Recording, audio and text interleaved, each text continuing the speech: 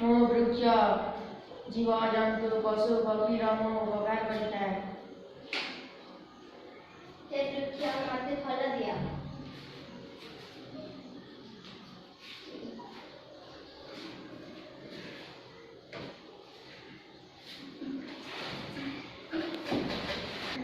हे वृक्ष मते फूल दिया।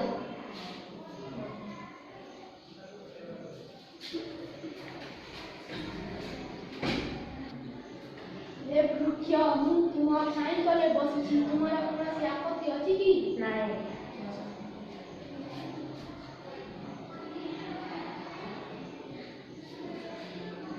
जाओ दे।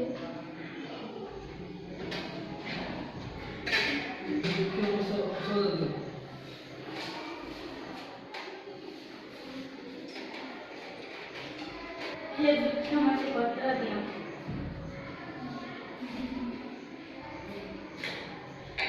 देखा मते काट दिया।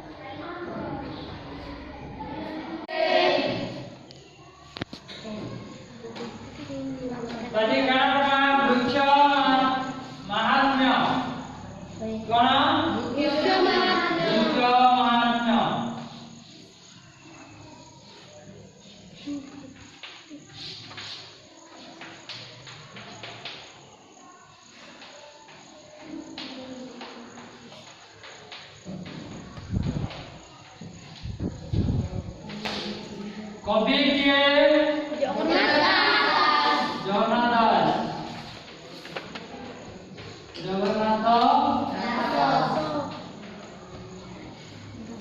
कवि होउचंती पंचशखा युगर कवि कवि जगन्नाथ दास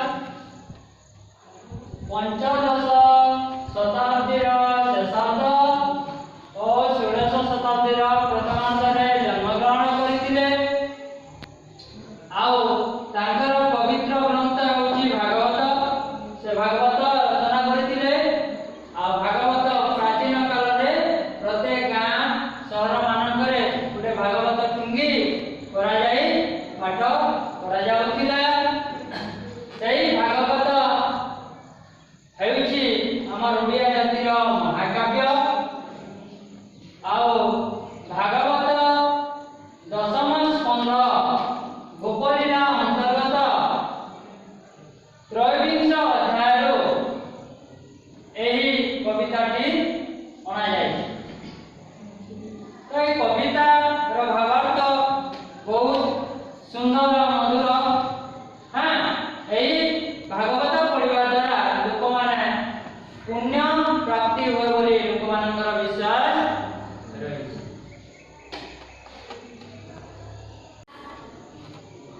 वृक्ष महात्मा कवितार कवि जगन्नाथ दास।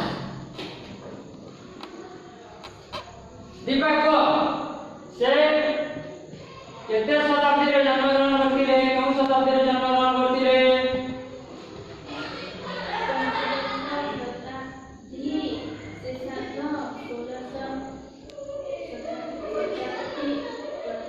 हां पंचदश शताब्दी शेषार्ध और षोडश शताब्दीर प्रथमार्धरे जन्मग्रहण करथिले। ओडिया जातिर जातीय महाकाव्य कोन? तुम कह। ओडिया भागवत गीता। हमर ओडिया भागवत कवि जगन्नाथ दासंकर विभिन्न प्रकार रचना गुडी अछि। तो से गुडी कोन तुला तुला भेने और का कोई और तो कोई दारू प्रभुता हला ए जिनिसटा सब प्राय रहउछि। एबे तृतीय नंबर जिनिस हला तुमे को मनोरंजन। जगन्नाथ दास ओडिया भागवतर केउ स्कंध केउ अध्याय रो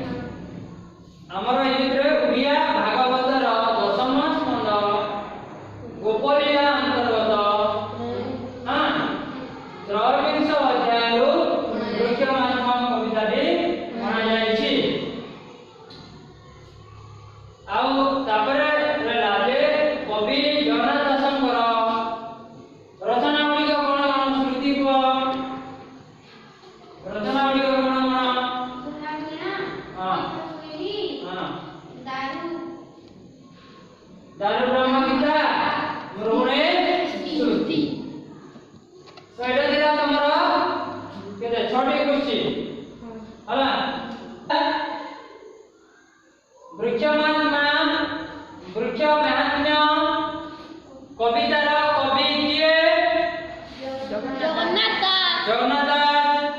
ଦ୍ୱିତୀୟ ନମ୍ବର କ୍ୱେଶ୍ଚିନ୍ କ'ଣ ଥିଲା? ଦ୍ୱିତୀୟ ନମ୍ବର କ୍ୱେଶ୍ଚିନ୍ ଥିଲା ଜଗନ୍ନାଥ ଦାସ କେଉଁ ଶତାବ୍ଦୀରେ ଜନ୍ମଗ୍ରହଣ କରିଥିଲେ?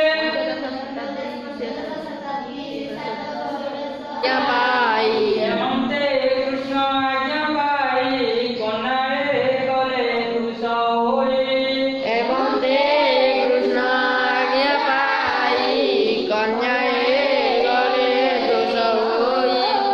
ଗୋବିନ୍ଦ ପାଦେ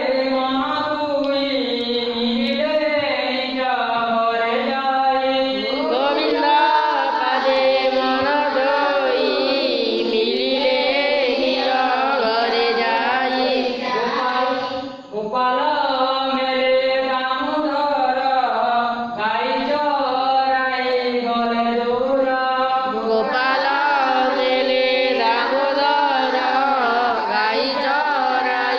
ଗଲେ ଦୂର।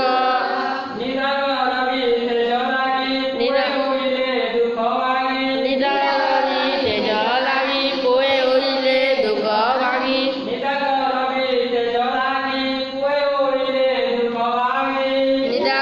ବିତେ ଜଲାଗି ପୁଏ ହୋଇଲେ ଦୁଃଖ ଭାଗି। ଚରନ୍ତି ଗୋରୁ ଗୋପ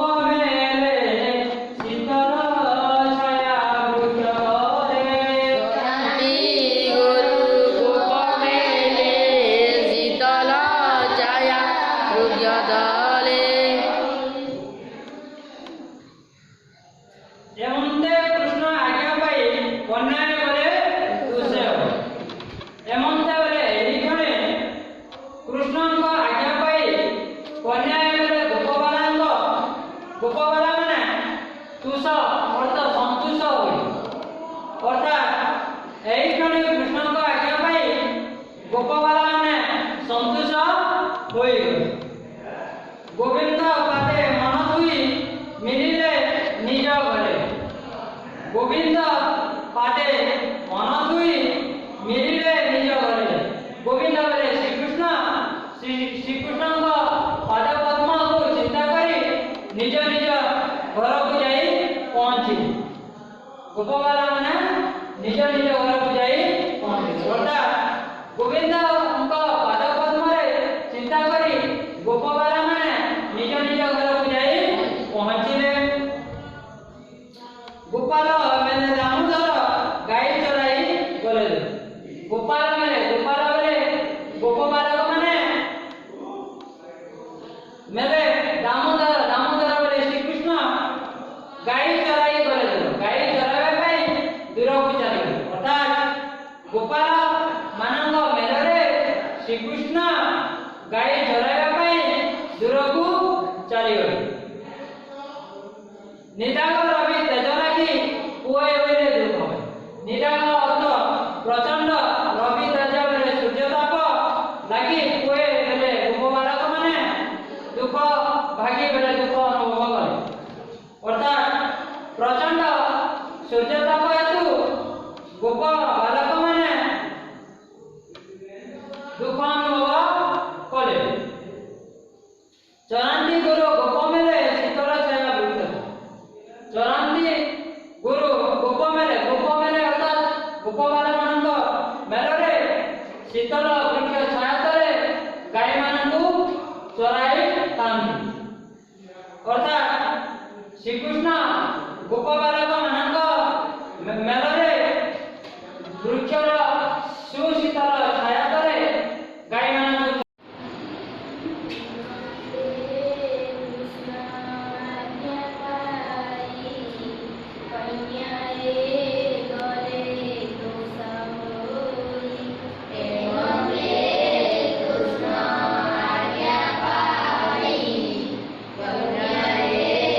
Kanya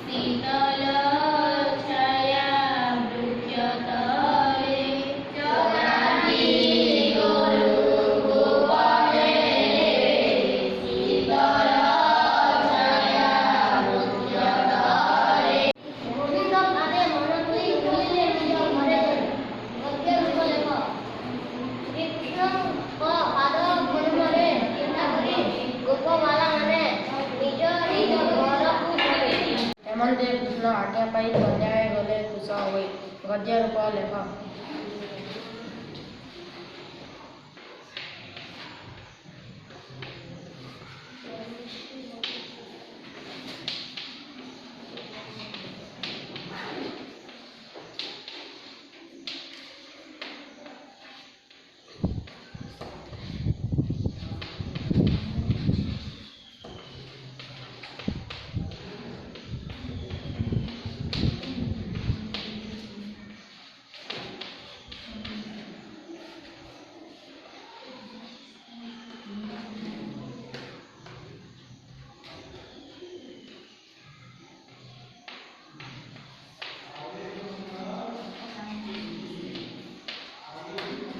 ଏହି କ୍ଷଣି କୃଷ୍ଣଙ୍କ ଆଜ୍ଞା ପାଇ ଗୋପବାଲମାନେ ସନ୍ତୋଷ ହୋଇଗଲେ।